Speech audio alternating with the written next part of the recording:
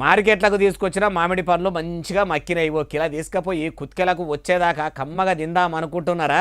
అయితే పైసలు ఇచ్చి మరీ మీ పానాలు ఖరాబు చేసుకున్న వాళ్ళు అవుతారు. అగో ఎండాకాలంలోనే మామిడి పండ్లు కాస్తాయాయే, మార్కెట్లకు వస్తాయాయే.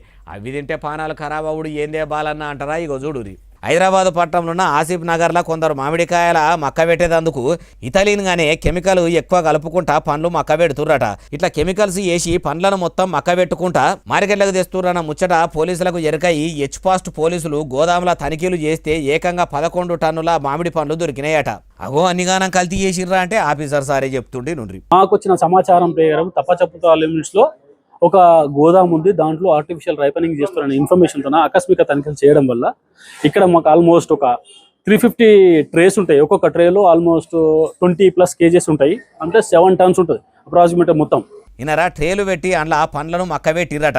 ఇంకా మస్తుగానే చెప్తుండు మొత్తం ముచ్చటి నుండి. ఈ మొత్తం అన్ని సేమ్ మీరు చూస్తుంటారు, ఈ చుట్టుపక్కల మొత్తం అన్నిట్లలో కూడా సేమ్. ఒక్కొక్క దాంట్లో ఆల్మోస్ట్ 6 నుంచి 7 ప్యాకెట్లు దీంట్లో యాడ్ చేసి వాటర్లో డిప్ చేసి డైరెక్ట్ కాంటాక్ట్ పండ్లకు వేస్తూ ఉన్నారు. ఒక్క ట్రేలో ఒక్క ప్యాకెట్ ఇతనీళ్ళు కలపాలన్నట. కానీ 1 కాదు 2 కాదు 7-8 ప్యాకెట్లు వేసుకుంటా సీదా పండ్లకు ఆనించుకుంటా మక్క పెడుతురట.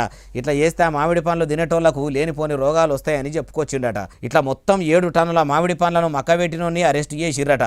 అటు గోషామాల్ కాడ కూడా 200 కిలోల మామిడి పండ్లు పట్టుకున్నారట. సీజన్ వస్తే చాలు చిన్నం పరిశాను లేదు, పండ్లు కూడా పాడు చేయబడితిరి అంటుర్రు ఈ ముచ్చటిన్నోళ్ళు.